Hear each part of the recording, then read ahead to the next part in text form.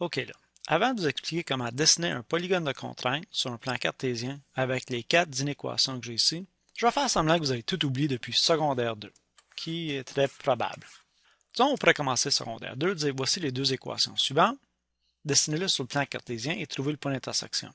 La première chose, ce serait de construire une table de valeurs, placer les points de chaque table de valeurs sur le plan cartésien, dessiner une ligne.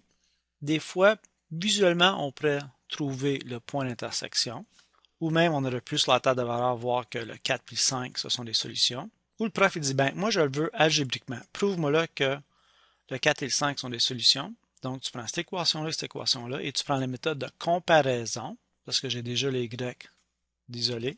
Avec mes élèves, ça c'est les y1 égale y2. Et là, je vais continuer ici. Et tu le fais au complet. Donc tu commences de y1 égale y2. Donc ici, j'ai découvert que la valeur de x est égale à 4. J'ai fait moins 3 de chaque côté, plus 3x de chaque côté, divisé par 3,5 et j'ai x égale à 4. Pour trouver la valeur de y, j'utilise une des deux équations. Disons, je vais prendre celle-ci. Et je remplace le x par 4. Donc, j'avais moins 3x plus 17. Donc, j'ai y est égal à 5. Donc, mon couple, mon point d'intersection est 4,5. Donc, tout faire ça, c'est long, c'est plat. Et imaginez si on avait comme plusieurs droites. Trouver le point d'intersection partout, là, on serait là pendant une demi-heure de temps. Là, je vous montre une méthode plus simple, plus rapide. Première étape, isole le y. Y ici serait plus petit ou égal, et j'ai moins x plus 10. J'ai fait moins x de chaque côté. Le taux de variation en avant du x, c'est 1 ou moins 1. Et je veux que vous l'écrivez sous forme de fraction. Donc, tout le temps, moins 1 sur 1, mais en tout cas, tout le temps sous forme de fraction. Ici, pas de y, donc je le laisse comme ça.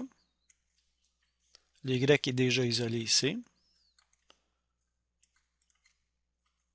Mais le 2 n'est pas sous forme de fraction, je le veux sous forme de fraction. Je vais expliquer pourquoi tout à l'heure. Et ici, je pense que ça me donnerait y.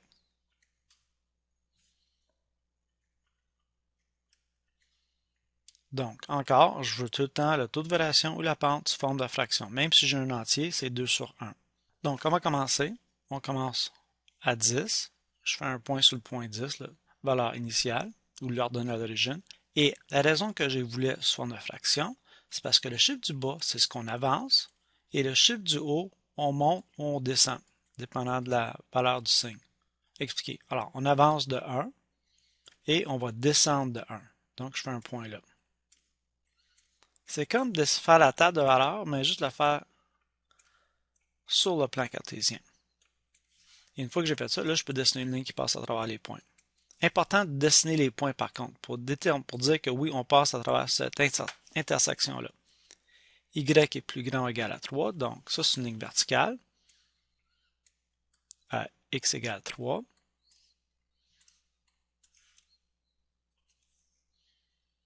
Ah, j'avais oublié de dire tout à l'heure, là. Ça c'est mal fait. J'avais y qui est plus petit que la droite là. Donc plus petit, c'est vers le bas. X est plus grand, donc plus grand, c'est vers là. Et je vais prendre la droite en bas ici. Y est plus grand ou égal à 1 tiers x. Donc la valeur initiale, c'est plus 0 ici, on part à 0 là. On avance de 3, on monte de 1. 1, 2, 3. 1, 2, 3.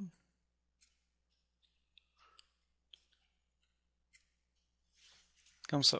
Donc là, je dessine ma droite.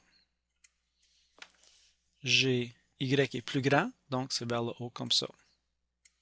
La dernière droite ici, j'ai y égal ou plus petit ou égal à 2 sur 1 x moins 2. Le moins 2, là, il n'apparaît pas nulle part.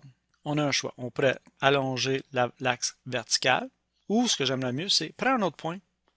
Choisir un point comme, disons, 8. 2 fois 8 donne 16. 16 moins 2 est égal à 14. On ne marche même pas sur le graphique. On va prendre 6 à la place.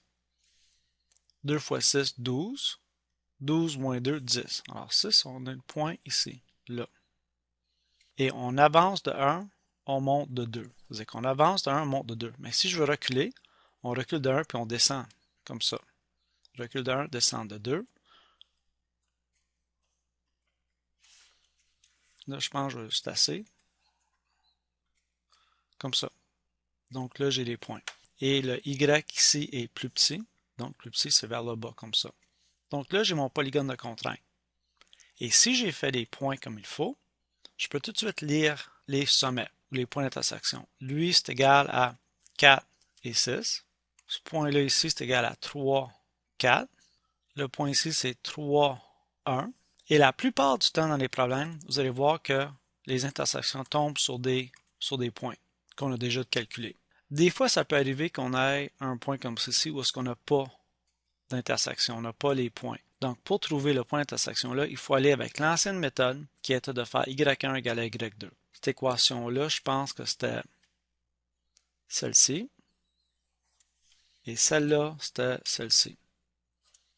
Donc, on peut prendre la méthode de comparaison ici, lui et lui, pour trouver le point d'intersection. Donc, on aura 1 tiers x égale moins 1x plus 10. Et ça va nous donner une réponse.